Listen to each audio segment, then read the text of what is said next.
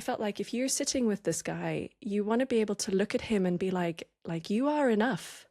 You don't have to do all of this performance, this whole thing.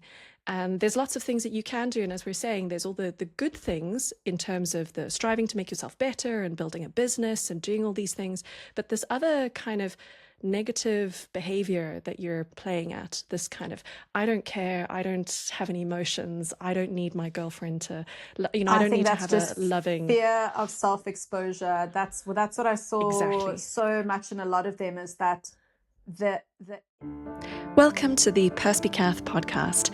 Today we're talking about the Manosphere. What do they get wrong and what do they get right? What role have women played in the creation of the Manosphere? And what can we do to improve the relations between the sexes going forward? Enjoy. All right. Hello, Saskia. Hello. Good morning, Daniela. So, yesterday or the day before, you mentioned that you wanted to chat about this whole toxic masculinity manosphere space, and I was like, wait, Saskia, what? I don't know what you're talking about. Just give me some context. How is this relevant? And you decided to draw my attention to the documentary series Manosphere, which I watched last night in preparation for today. And my notes literally say, wow, that was a lot.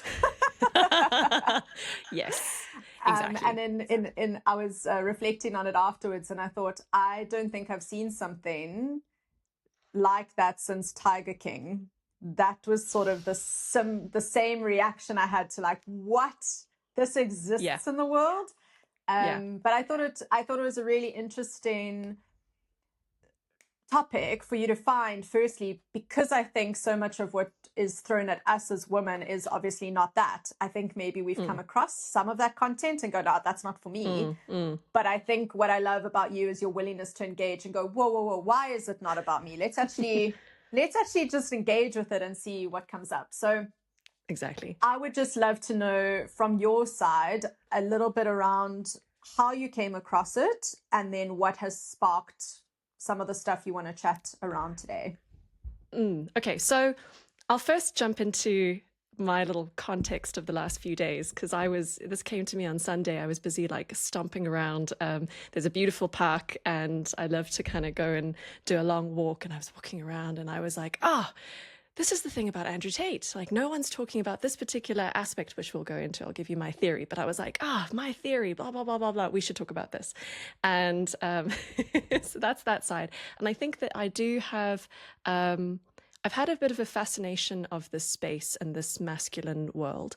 And also, I suppose, because of my own personal situations, moving through relationships into the dating space, and being in this new world of trying to engage with men, trying to find the right man to match my particular desires and lifestyle and dreams and goals and all those things. And inevitably you're in the space now of meeting people and trying to figure out where they're coming from, what they believe, and thinking about what you as a woman, in my particular age group and in terms of my lifestyle, like, what is it that I'm looking for?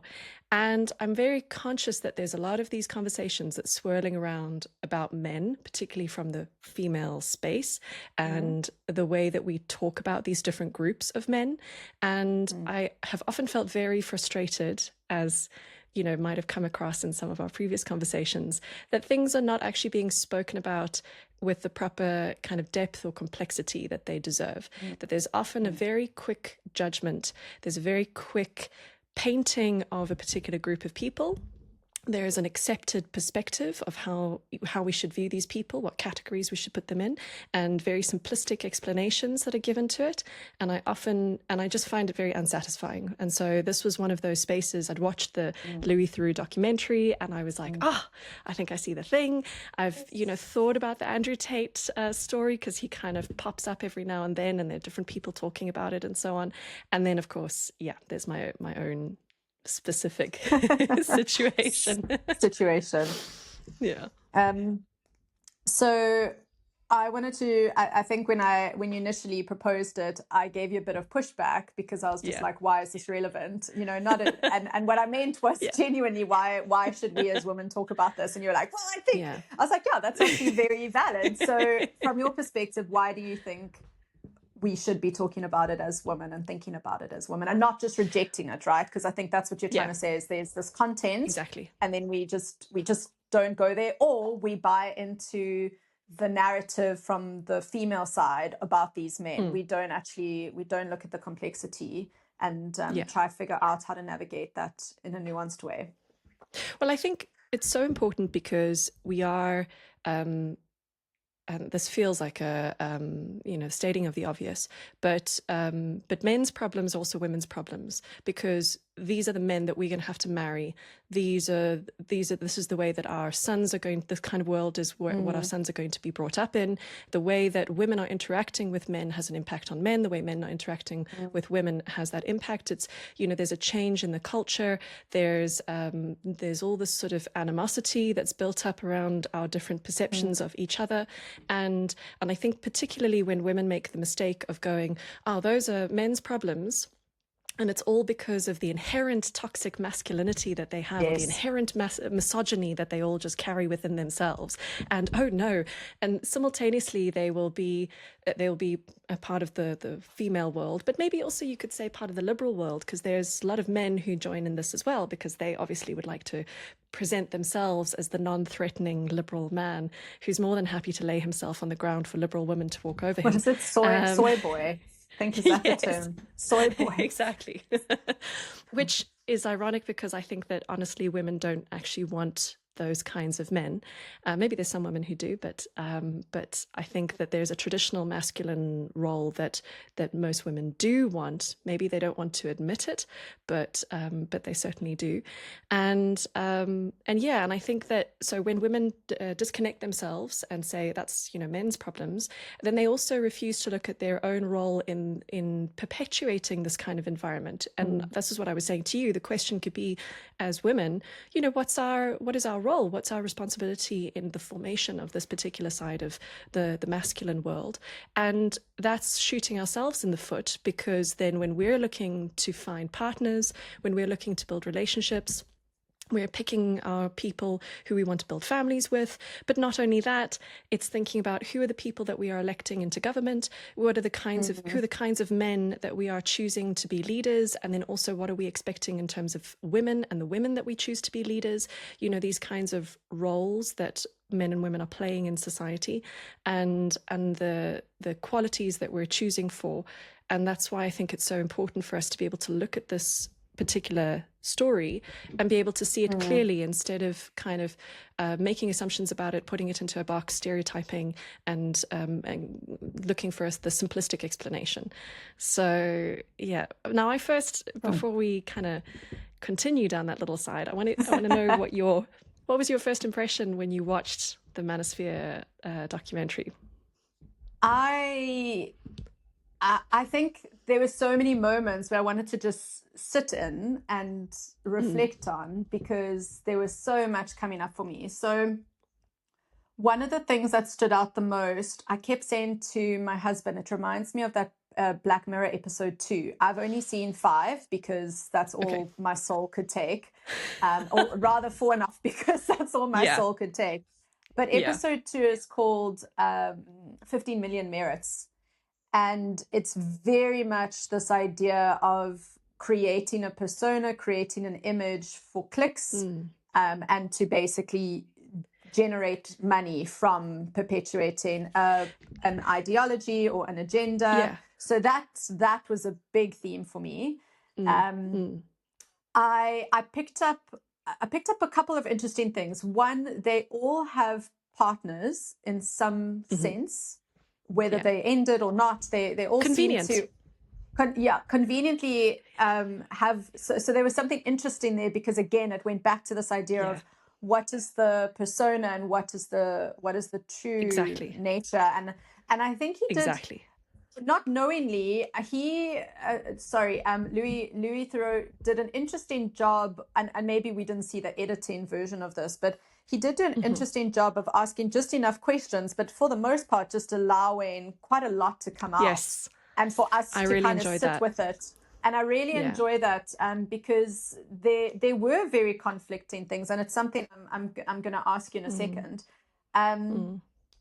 My biggest thing was coming from a faith background was this is just another side of the fall. And so within my faith, what we believe is there's men have inherent selfish passivity or selfish aggression, and so your soy boy would be your typical selfish passivity, so not taking not taking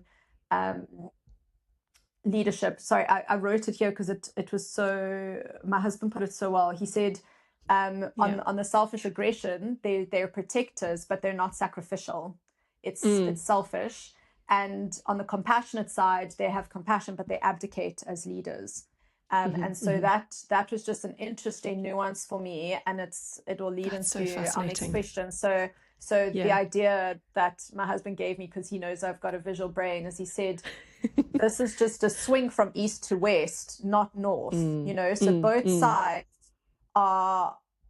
There's an aspect that is good and like a good form of masculinity, but then it's kind of turned into it. So I found it interesting. I found it very nuanced. I like that it was nuanced. I think whatever came up that was strong was as a result of the people. I will say one thing. I was very surprised by Sneeko. I have heard about him through other forms of content, and I'm just going to say there's something. Sneeko, he was the one right at the end. He's the one who's converted to Islam, but a lot of his stuff is more conspiracy theory. And I said to Ben, like, he actually really does desire truth. There's something that it might be misdirected, but I said I didn't expect myself to actually want good things for him. I'm like, I think you're actually on the right path, even though it feels a bit misguided on a superficial level. He definitely does have a desire for some sort of truth. So I was, which is so interesting. I was quite surprised by that, because that connects to Andrew Tate. I think a lot of his, one of the shticks that he plays on is this kind of exposing the truth of how the world works, and I think that he became popular through COVID and the vaccine and all of that sort of stuff. And he was kind of being like, exposing the global plans and conspiracies and blah, blah, blah. Exactly. And I think that you're right, that there is an aspect of all of them, a little bit like what we were talking about last time before, in terms of the truth crusaders, and they present themselves as exposing the system and that kind of thing, which I think is probably very attractive to young men. Well, anybody, myself included. I definitely fall into that. To know.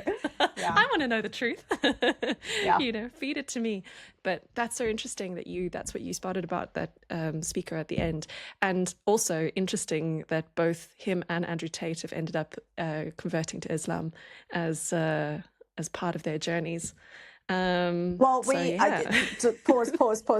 get there. So okay. What I did want to start with, and obviously, we'll get into it a bit more, because I think what struck me was they're definitely ego-driven personalities, and then I think there are some just desperate personalities, and I think we'll look a bit around the impact of social media, because what also struck me is all of them started very young. They started on these platforms very young. Interesting. And I find that quite fascinating, because anyway, so we'll get into that. But I wanted to start with a curveball. You mentioned that you liked it in the last one. What do you think? Curveball. What do you think they're getting right? I think that they are. They're tapping into actually what we've been talking about now, the kind of the passivity that has come into the masculine space, and and this sort of sense that men, there has been a lot of messaging around toxic masculinity and this kind of male bashing that's been happening for a good couple of years. And I think that their message, the sense of kind of taking control of your life and being responsible for your life and making money, and, you know, and there's a sort of empowering element to it that definitely rings true. This sort of sense that men need to get their act together. They, if, you know, yes, okay, they're aiming to attain wealth and get very rich in terms of having lots of money, and the way that that reflects is through the fancy cars, and then by having lots of money you can attract lots of girls, and there's all of that, which I think is the sort of the negative side of things. But I think the idea about men being men, being strong as well, I think there's an emphasis on going to the gym and looking after your body and being healthy from that perspective. You know, I think that that's a valid message. That's certainly something that young men need. And particularly, you know, I've spoken about this before with some other male friends of mine, how men need the physical to move, to process their emotions, to process a lot of their energy. They really need that activity as a part of their daily life. So I think that that's definitely, yeah, that's something that they're picking up on, which is, again, so this is why I'm so happy that we can talk about it like this, instead of instantly coming in and being like, oh, look at them. Oh, these gym bros. Oh, you know, with such disdain and judgment. You have to recognize there's a reason why they're so popular. And there's you know, it's not because all of these men are stupid for listening to them and finding them appealing. There's something, there are little nuggets of truth that they're obviously latching onto, which is, I think, a thing that happens with many different ideologies and movements. There's always a kernel of truth. So as much as, say, I might disagree vehemently with communism, socialism, you know, that sort of side of things, there is a kernel of truth in what those movements will be based around. The exploitation of people, inequality, the unequal distribution of resources, and so on, of course. So that there's a truth that they are reflecting, and that's what makes it so attractive and so popular. The problem, I suppose, is that people don't follow where the logical conclusion goes to, and they don't actually think through the whole issues as deeply as possible. So with these men, you know, they're going down this path of extreme male independence, the sense that then the relationships that they're developing with women are very utilitarian. It's not about actually a partnership. It's not about love. It's not about bringing together the two sexes, two genders. And you know, and bringing together the strengths of those two things, and having that deep, meaningful connection. Instead, they're going off down the deep end and continuing the sense of pure masculine independence. And that's so. What do you think? From what you saw, what do you think that they are getting right, or what do you think is the thing that's appealing from their particular messages? So I found it fascinating how, while they were basically digital pimps, to whether that was OnlyFans or products or whatever, if you ask them about the kind of person they'd marry, it was a very traditional version. And then and Lou explored this. He was like, there's a hypocrisy here, because you're advocating for sleeping with lots of women, but you're saying they're all whores. And you find people like Bonnie Blue disgusting, like you. And so I was fascinated, because I guess for me, I have a very high need for integrity. Integrity is very important to me. And so what struck me was that the inconsistency with the messaging versus the person, because I kept trying to look for the person, and the person would come out. Louis was very good at the person coming out, and then as a coach, as someone who can see the lack of integration, I was very struck by that. So I think it's, to what you said, what they're getting right is some sense of empowerment, independence, provision. I think that's something I wanted to just bring up as you were talking, is this idea of being the provider. I found that very interesting. He said something interesting. He said, just because you're beautiful, you'll get invited on the yacht or on an airplane, and you'll get access to all these things. But as a man, you have to earn and create those environments. And I found that quite an Yeah. interesting take, where there is the sense of a man should steward and take care of beauty or create environments for beauty to thrive. It's obviously just been a bit distorted and perverted. Yeah. You know, Have you yeah. heard of Camille Paglia? And she makes this point about why there aren't great women artists. And I think her theory, and you know, I need to go back and just check on the accuracy of this, but from my understanding of what she's saying, is that there is that men have this desire, they have to find something outside of themselves in order to express their worth. There's something that they're driven to outside of themselves to prove their worth and validity in the world. And that's why they are often so driven to these great achievements. Whereas women, because our worth comes from the fact that we birth human beings, there is an almost internal sense of worth. So we don't feel the same push to prove our worth in the way that men do.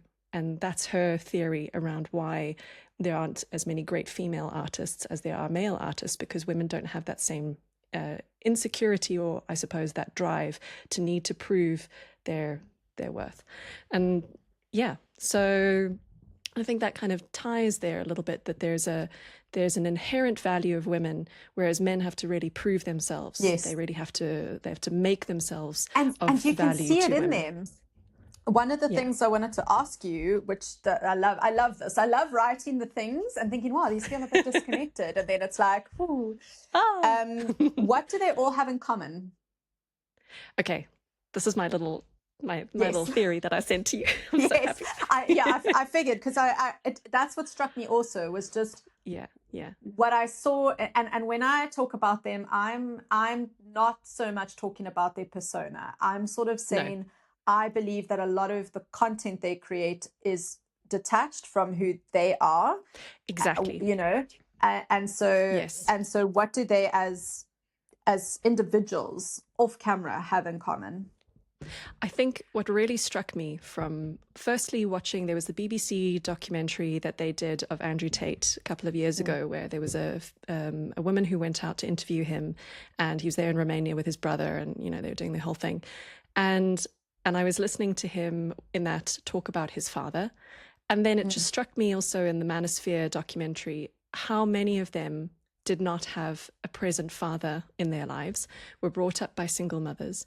And it seemed obvious to me, the way that Andrew Tate talked about his father, where he was like, my dad was a chess champion and he was a this and he was that. And you can just picture this little boy growing up in Luton, you know, this kind of world where, you know, he's definitely not coming from the Cotswolds. He's not coming from Southwest London or North London, you know, from a very wealthy family.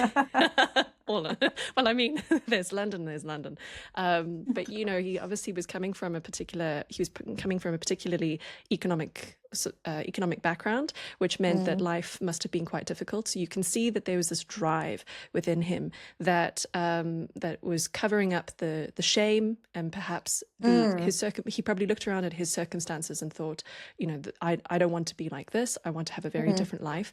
But it's not only that; it's the striving for the acceptance and the acknowledgement of his father, who was obviously not around and who he idolized. And it's the same. I'm kind of listening to these young men in the Manosphere documentary. This absence of this father figure, and their obvious striving for significance. They're trying to prove themselves as significant. They're trying to prove themselves, which is not a bad thing. No, exactly. It's not. That's the thing. It's not. They're actually their desire for that is not misplaced. It's how. No. Exactly. So this is the path that they've chosen. They've decided that this is the way that they prove themselves to be significant, which is to have the cars, to have lots of girls. So it's lots of money, and to have, you know, to be strong and like this sort of physically appealing in terms of the muscles. And so sex, money, power. Yeah. Exactly. And it's such this is the tragedy of the situation, because perhaps a better father figure or a better father role model would have been able to teach them that those are not the values that you should be striving for in terms of what makes you an impressive masculine figure. That's not, that's not what a good or a great leader necessarily embodies. That's not the kind of man that is respected by his peers, who's respected by the community. That's what they're striving for, because they want that acceptance and the respect of those fathers that were not around. And I also thought it was interesting because, this is not necessarily the story of every boy who has been brought up without a father and has a single mother. But I did think that there would have been interesting to understand their perspectives towards their mothers, because I felt that maybe listening to Andrew Tate again, but also there was this young guy in the Manosphere documentary. HS Tiki Taki. Yes. And you get this feeling that maybe there would have been this unconscious hatred towards their mother, a kind of blaming of her, that she's the reason why their father didn't stick around, which then means that there's this perception towards women later on, seeing women as kind of lesser than, or not necessarily on the same equal level as they are, and seeing the sort of position of where women should be and what women should do, what their role is. And I think that comes from, and maybe hatred is the wrong word, but I can imagine a young boy growing up. Yeah, resentment, like just desperate for this man. And of course, whose fault is it that he doesn't want to be around? Whose fault is it that he's not there to play with him? Because it's obviously not the boy's fault. Maybe it is his fault. That's because why he's striving to make himself. Enough. Exactly. And he's not impressive enough, and he doesn't have all the cars. And also he's trying to prove himself to be as intelligent as his father, Andrew Tate being about, the chess playing and what. So I thought, and I just haven't heard anybody really articulate that analysis of all of these young men. And particularly, as you were saying, you're looking at what they're presenting, the sort of the performance, and you're trying to see the real person there. And I felt like there was the one guy who had his girlfriend, and then kind of announced in the middle of the interview that actually, he wasn't going to be monogamous, or maybe the whole sort of marriage idea wasn't exactly one-way monogamy. That seems to be the whole thing. The thing. But it was almost like I felt like if you're sitting with this guy, you want to be able to look at him and be like you are enough. You don't have to do all of this performance, this whole thing.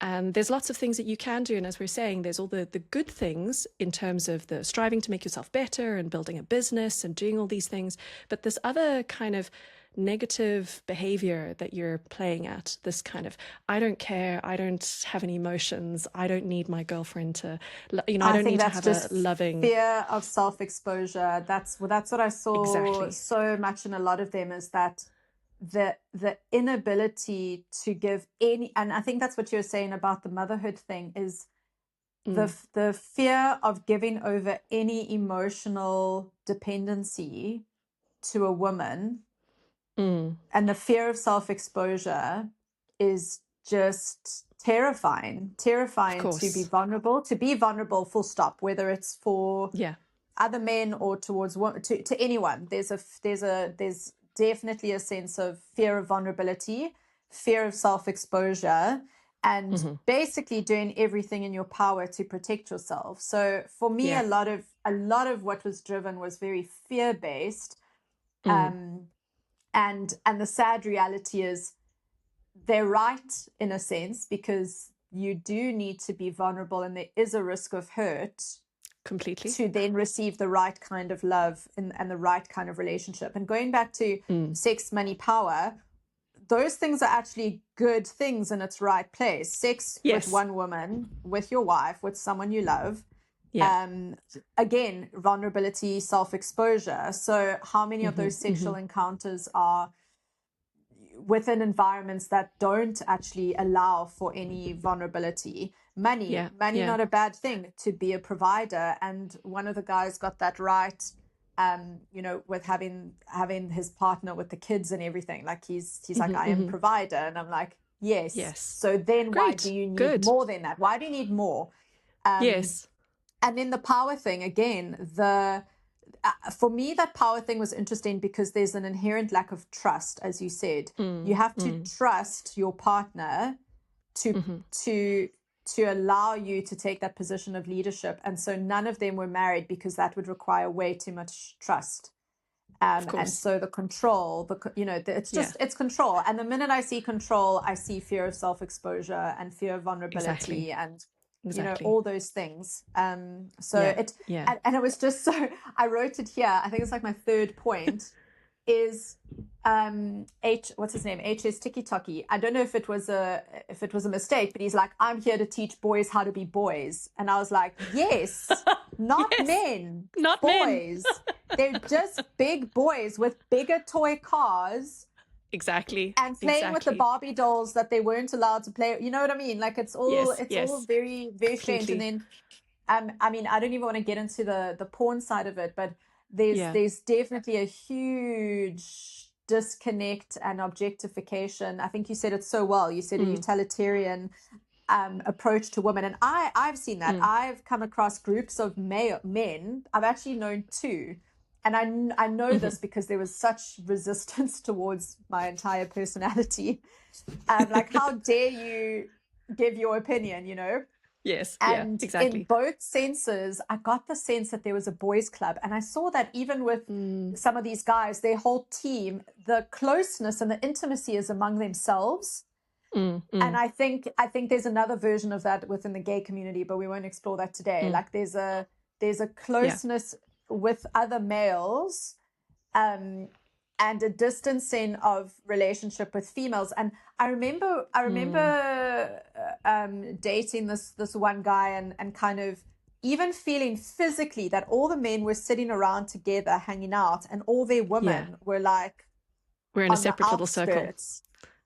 Oh, interesting. So it's not that the women were actually in their own circle, but the women were sort of no, that we were all just sort of like accessories, or like dogs. Actually, it felt more like we were dogs. Like we were just we were brought to the park. And like if we played with each other, that's fine. But like, it was we're actually really supposed to strange, stay, on the lead. Yeah, but and there was this resistance. I remember feeling, and I've seen this in other circles, in lesbian circles and gay circles. There are definitely individuals where you feel that there's a resistance to what you represent to them because of whatever stuff you trigger. And so that's what I was also looking out for, was who are the kinds of women that they allow themselves to be around. And often the women were very, I don't want to say weak, because I don't think that's fair, but they were very soft. I was so surprised by Mirren's girlfriend. I said to Ben, it's so interesting, because the one girl is clearly, a lot of these kind of Only Girl fans are part of the vibe, the whatever they're doing, part of that context and narrative. And so you can see whatever, but I found it so interesting to meet the partners that were actually these like really lovely, soft, gentle, feminine. Let's trigger a few people, but very feminine, not because of the makeup and the boobs and everything, but feminine in the sense of their softness and their lovingness. Exactly. They're sort of, found that fascinating. Yeah. Why do you think that, if we're busy painting this picture of these guys and their sort of psychological profiles, but who would be the women that are attracted to them? Because I was thinking about how I know these guys, because I remember growing up and going to school, and these boys would kind of pop up exactly at schools, and I was always, I always kind of saw them, and I felt like I knew how to deal with them in a way, which was that often you had to be gentle with them. No, I often went the opposite direction, which is why I never ended up dating any of them, probably. But I was often a bit like, oh, you're all a little bit stupid, and I don't. I think I can destroy your arguments, and so on. But it wasn't necessarily that. I think maybe I also felt threatened by the kind of girls that ended up going with those guys, because they were always so. Yeah, I think it was that. They were always really beautifully put together, like they always knew how to do their hair, and they always had really nice clothes, and they always had really beautiful figures, and they were this kind of stereotypical feminine girl, whereas I was like horse riding and and like if I blow dried my hair, then like that was the extent of my Once a hairstyling. year for a wedding. Exactly, if that. And it's not that I wasn't attractive. I don't know. It feels awkward to talk about that in that way, but it's more, I know that I was not conventionally dressing myself in the way that these girls were. And so I always felt a little intimidated because I was a bit like, okay, that's not my sort of style. And then, so I think that those sorts of guys wouldn't be interested in me because I'm not presenting myself in that way. But yeah, what do you think, who are these girls? Why would they want to be with somebody like this? Is it because, and I agree with you that it's not necessarily about painting them as particularly simple. I think that there's probably girls in that space who are very clever, and maybe they are understanding that there's an element of this that they can manipulate, and it works very well to their advantage. If you understand that beauty is a weapon that you have that you can use to your advantage, then why not? If it's actually quite relatively easy, and maybe it's a really funnily easy in terms of how you can get these men to be all over you and to for a time, exactly. But then also I wonder if there's another aspect, the sort of sadder aspect, is that similarly are these young women who also didn't have a father figure in their life to be able to treat them or to be able to show them what, the way that they should be treated. Tell me, what do you think? I think you'll be surprised. I actually think they're the same people. Mm-hmm. I actually think they're deeply soft people who have had a lot of harshness. They've had to face a lot of harshness, and their reaction to that has not been environments where they've been able to have that softness nurture. And when I say softness, I can't explain it any other way than and maybe it's because I have a son, I look at these men and I imagine them as children. And a lot of them said there was abuse, there was harshness. And then you always ask yourself, well, why do some kids come out of that totally fine and some kids don't? And I really think it's because some kids are more sensitive and it impacts them.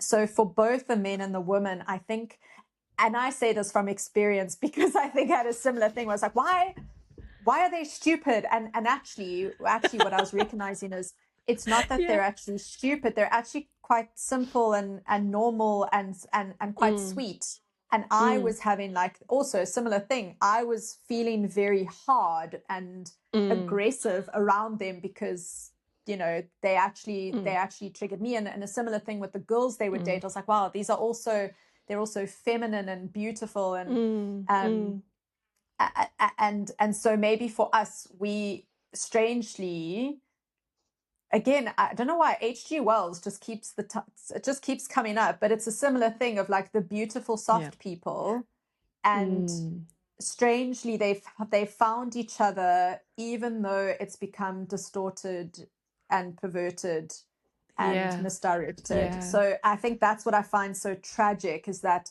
I actually think these kinds of people in the right environments are really potentially lovely, both sides, because they on some level do want certain good things. So the values the values seem so disconnected. That's why it was so interesting to me. But I think they're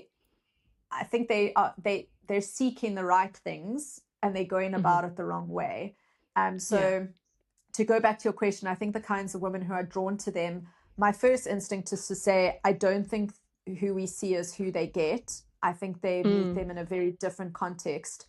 I then think because they're soft and again have probably had a lot of hardness. I spoke about someone that I know who went from what I found one bad situation to another bad situation, and what my husband was saying, yes, but when your bar is low, that will be better. And so I think it's potentially a similar thing where, okay, you've got this guy, he is all these things and you have to share him, but he's not aggressive and he doesn't hit you, you know? So we're looking at that's a positive. on the very different side of the scale, when actually I think that what most women want is security, and they're finding it in these men. And what a lot of these men want is softness. They don't want someone to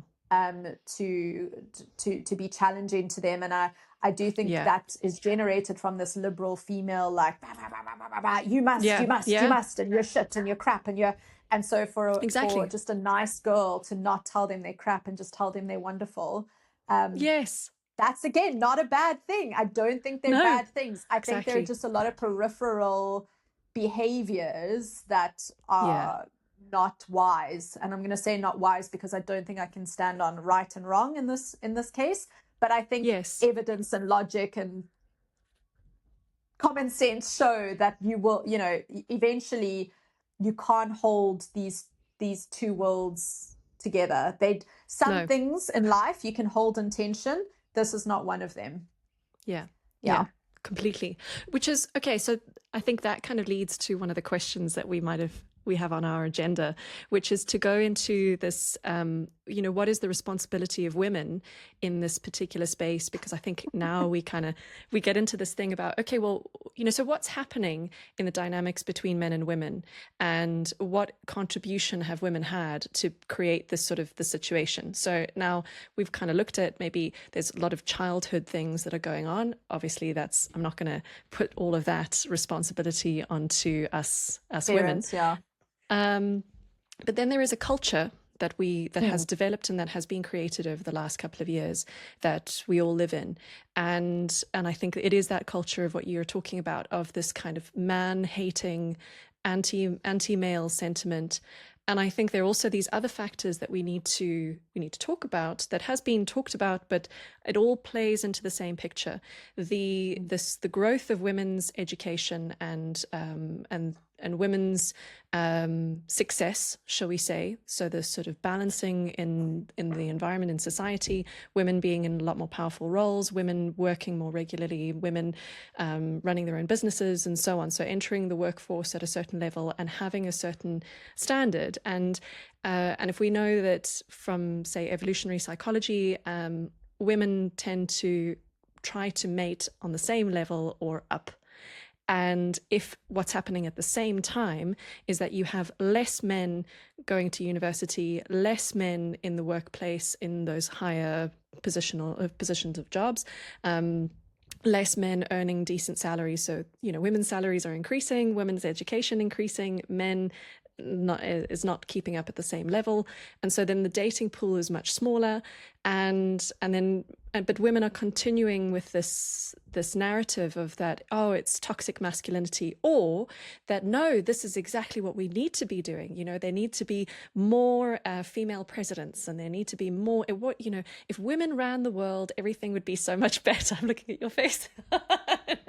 There is a reason. And this can be a whole different topic. I think there's a reason that boys' schools do really well and co-ed schools do really well. And a lot of people don't want to go to all girls' schools. That's all I'm going to say. Yeah.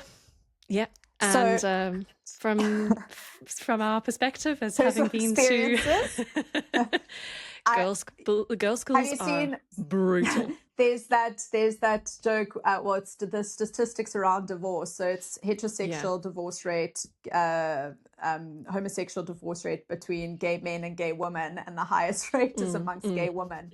And it was like, oh, we're the problem. So, but I think that's the point. No, so we're not a problem. We're not a problem. Neither of us are problems. This is, I think, what we're trying to say in this whole thing. I think that what we are seeking, or what you said earlier, which was so good, is there are these truths within each of these ideologies that are in response to an overcorrection or something that's out of balance. I think all of these things are out of balance, but the problem is if we don't check the balance, it just starts tipping like this. And I think that's what happens. I always say, in every generation, with every ideology, with everything in life, actually, the pendulum swings. If you go too hard in one direction, you're going to swing back hard. And so I think we swung way too hard in the feminization of spaces, and now the pendulum has sort of swung back. Yeah. I think But to go back to I do want to yeah, just sorry. add a little aspect there, because I think whilst I agree with you that we are not necessarily the problem, I think that women do need to start being a little bit more honest and accepting where we have contributed to the problems. Yeah. So that's what I was going to say.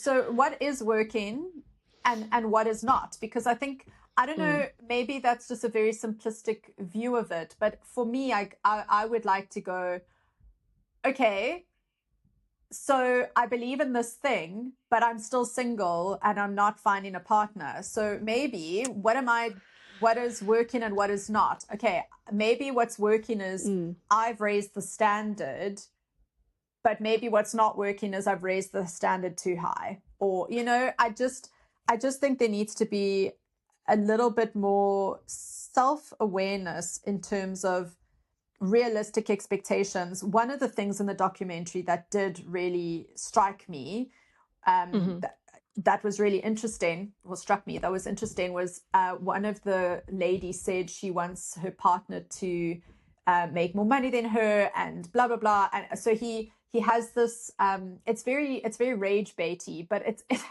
was so true. It was this thing of like, what race do you want to date? What is their income bracket? How tall do you want them to be? How much money do you want them earning per year? All of these things. And then it shows like that's 3% of the population. And as much as that was intended to create that, again, there's truth in that. And so I don't think it's a bad thing for women to want to be educated, to want to get good paying jobs, all of these things. I do think it's understanding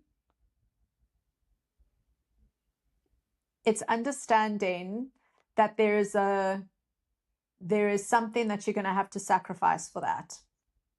And so what I think is one of the saddest lies is, don't get married young, push your career, be a boss woman, and then later you can do that. But that's not true, because later you can't do that, because the kind of man that is going to be your equal will likely marry younger, or will likely marry someone they can grow with and build with.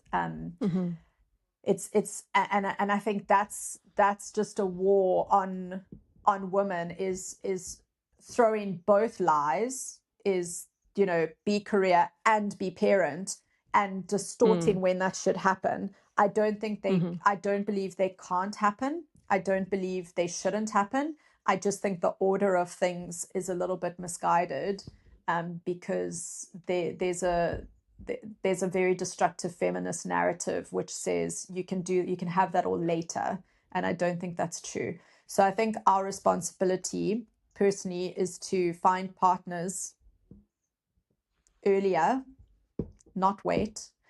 So, and when I say find partners earlier, I mean when you're less established and it's still a little bit messy and there's still room to grow. This thing of like being so capable and independent and blah, blah, blah, blah, blah. Guess what? You become those in marriage. You still become a capable, fuller, more intelligent, more aligned, integrated person, but with your partner.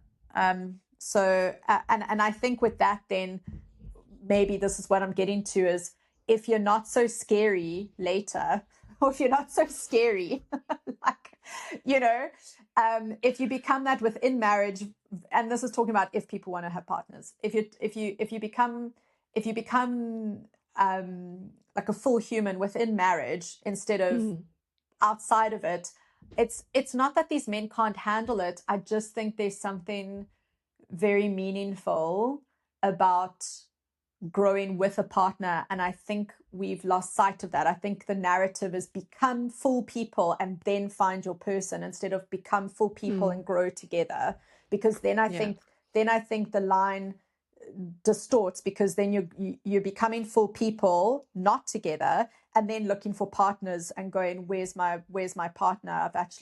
I've strayed too far from when I should have actually, held on to someone, and started a family and all of that stuff. So that's coming from my perspective as a married person. And I don't know what that would trigger in you. Many things, I'm sure. Yeah, so I obviously may not agree in some places. And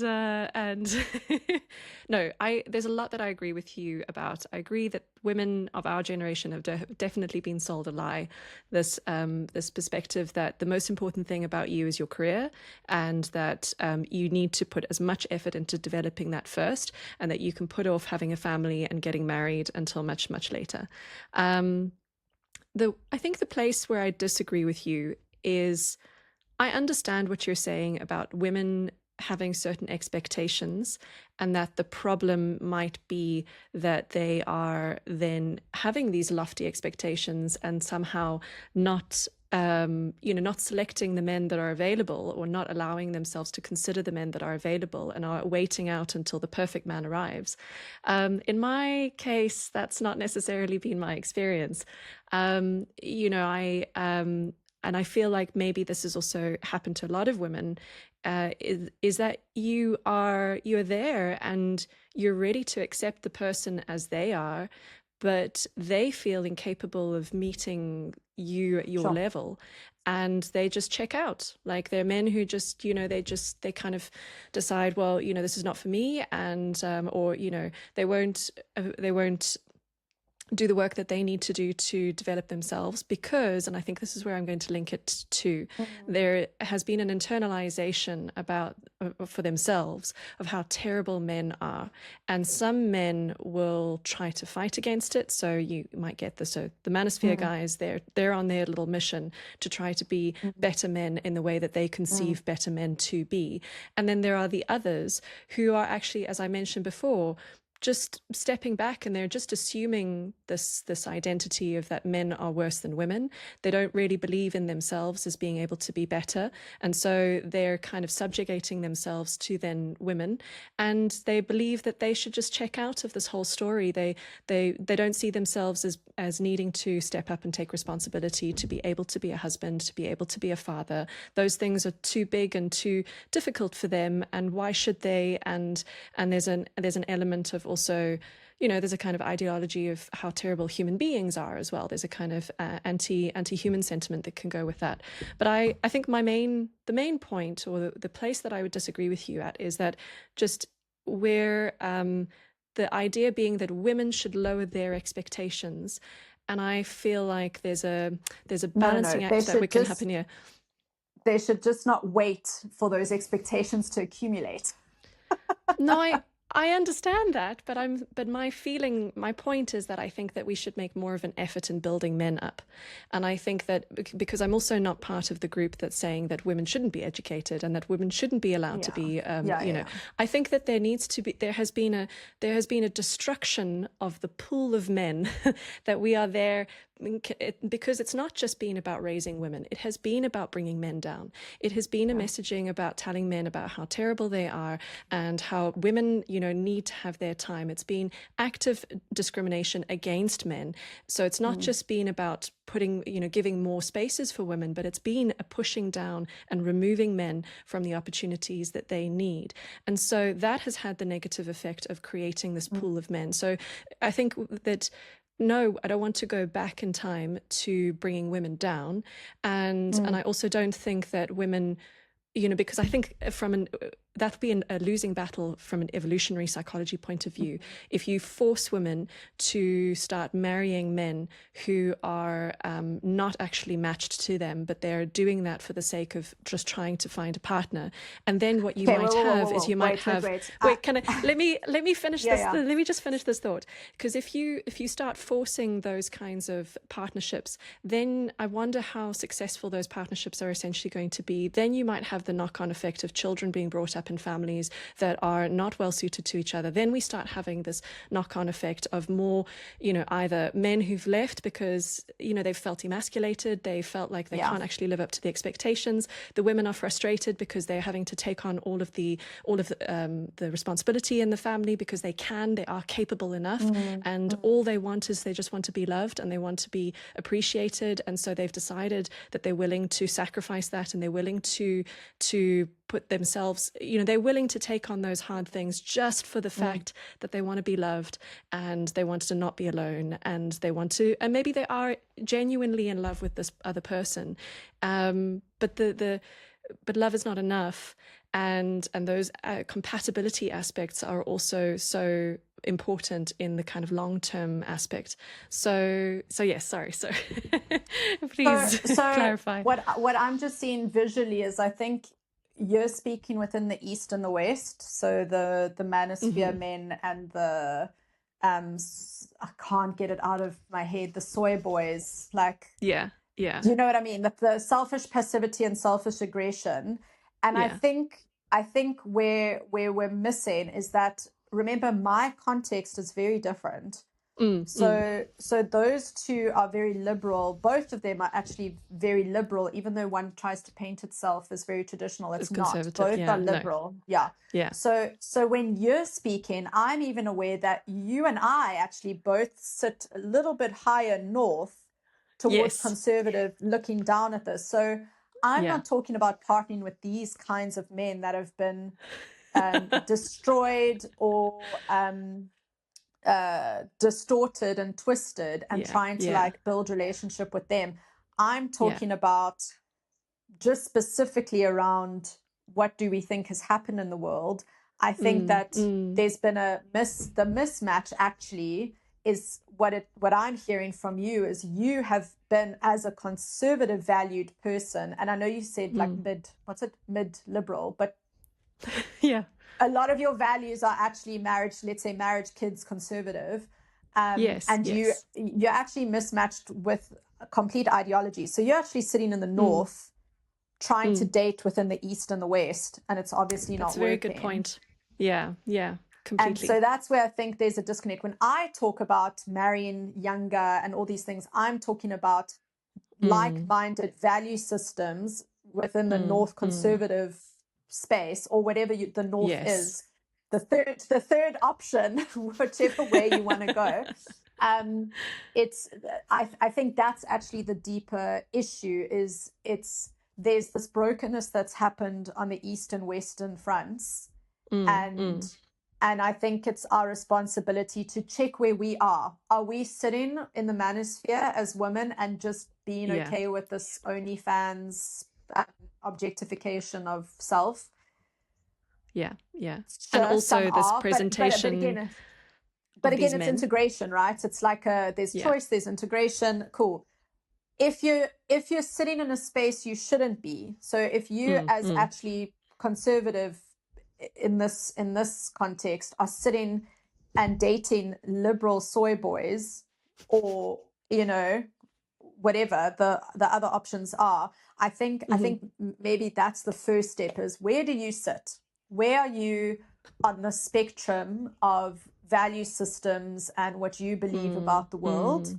And then what responsibility are you going to take? So if I am a liberal and I do want to be with a liberal man, okay, there are some adjustments. Fantastic. And we need to, it's a bit like Enneagram. You almost need to like pull a little bit towards the middle, you can't both sit in that space and expect it to work, because there are fundamental things there that are not working. So let's look to the other, Venn diagrams around what is working and what is not. And that's what I was saying earlier, like, just to have the common sense, the responsibility is to figure out where you sit within your context and start integrating in a way that makes sense for you towards where you want to be. Because if you're getting frustrated, then you're probably sitting in the wrong realm, and you maybe just have to check and recognize that maybe your values and your ideologies are not actually aligned. And maybe completely. You do need to move around a little bit, and pull towards something reasonable and rational that that works. I think the common theme, even with Manosphere, is like it's just pulling too far in the other direction. The pendulum is swinging way too hard. Like we need a little pendulum. Like, oh, I like men who gym a bit more and a little bit more disagreeable. You know, I like men who are a little bit soft and gentle, not like, yes, you know, passive, don't want families, yeah. or like want one-sided monogamy but will provide for you. Like, whoa, exactly. There's a whole Can we complex live range in the little gray area and yes, and just decide on the sort of ratio of things. What is it that you want a little more of? What is it that you want a little less of? Yeah, that makes a lot of sense. I really like your the depiction of it as the sort of east west, and then there's a north, and maybe that as you know, we can go back to this idea of the North Star and finding your true north, all of those little phrases and so on, as being the place that we want to be in, the sort of middle of the pendulum that can swing, be a little bit flexible to either side, but actually maintaining our direction in a bit more of a northerly direction rather than. I'm interested. What is the South? South. Yeah, I've written it here. Those are your rapists, your murderers, your actual. I'd say those are your like cult leaders, your people who are very actively. It's the opposite of the picture of, you know, Adam and Eve. It's the fall in its worst sense. It's the utter hatred and desire to completely oppress and destruction, extinguish. It's destruction. So there are all sorts of religious spaces that do this, and you know, I think that is also an interesting way of then viewing it, as if self is the absolute hatred and repression and suppression of women, then what is north? That's you know, that's your seeing women as valuable, treating them as such through monogamy, I believe, providing for them, and then likewise their responsibility, you know, looks similar, and maybe that's where we can end off, is like, well, if the North Star for men is to pull from these sides, have the compassion, but take ownership. Awesome. That leads us, that goes, you know, be a provider, but don't seek to dominate, like create, you know, all of these things move towards what is the female side. The female side. And I think it's exactly what you said. When I had Nathan, the advice I got from this older lady, there's a whole book on it. Just give me a second, I'll find it. But basically she said, you need to always respect your little boy. Respect for a man is incredibly, incredibly important. And it was interesting to me because I reflected on it. I said, do I need to be respected? And I'm like, it doesn't occur to me. But she said one of the biggest contributors to this whole narcissistic shame, passive, all of that, is not being empowered to. And so it's interesting because I know this is going to feel very biblical, and that's what it is. But a man needs to feel empowered to go out into the world, and that empowerment needs to come from that woman. That's what they needed from their mother. They need it from their partner. They need that extra, like you said, they need that external drive to feel value. And I think that's our responsibility, is to empower and to encourage and to be like, you can. I've seen it even with my little boy, the importance of you can do it. You can, you've got this, you can do it, you know? Huge, and you are valuable. Huge impact. And you are valuable. Yeah, you are valuable. So not breaking down. I think as women, I mean, this is a throwaway comment, but I do think our capacity for tearing each other down, our emotional resilience towards that is generally, I do believe, just higher up for whatever reason. I think it is very evident when you meet a man who has been especially verbally, torn down. Yeah. And so I think words are very powerful, and I think women can weaponize words. And so I think our responsibility is to stop weaponizing. Both sides must stop with the language and the hatred towards each other. But I think if we're speaking as women, I think it's our responsibility to stop weaponizing our words and the way we break down men by telling them that they're insignificant, that they're not worthy, that they can't do anything, that we don't value them. And likewise, likewise on the other side. I don't know what your thoughts are. No, well, I mean, you've said it perfectly. I think that because if you've described what would be the masculine balancing of the two sides. And I think that there was the reference to softness that you were talking about that was coming through on the female side within this manosphere space, that there's an embodiment of softness. I think that as women, I think we should be able to embody more softness, and then to use the things that come naturally to us in terms of empathy, in terms of that mothering. I think that is more needed now in terms of our interactions with men, because I think that the way that we're going to fix particularly masculine-female relations, the dating situation, all of that is not about bringing men down, but instead about building men up so that they can be worthy of who we have built ourselves up to be, and that can allow us to be soft and let them step into those roles of true masculinity. So with that yeah, just I think that was go give a man who's in the manosphere a hug and tell him he's enough. He's enough. He doesn't need to do all this stuff. Yeah, just value. We need to, that's just the common theme I'm hearing, our responsibility to value each other. And I think to be perspicacious and understanding just where people are coming from, and to not blanket judge, and to not create the other. I mean, that's such a prevalent way of propaganda and create any kind of hatred, is create the other. And I think we need to just break down the other, take one individual at a time, take one individual at a time. Cool. Thank you for listening to the Perspicaz podcast. We hope you'll join us for the next one. And as always, stay curious.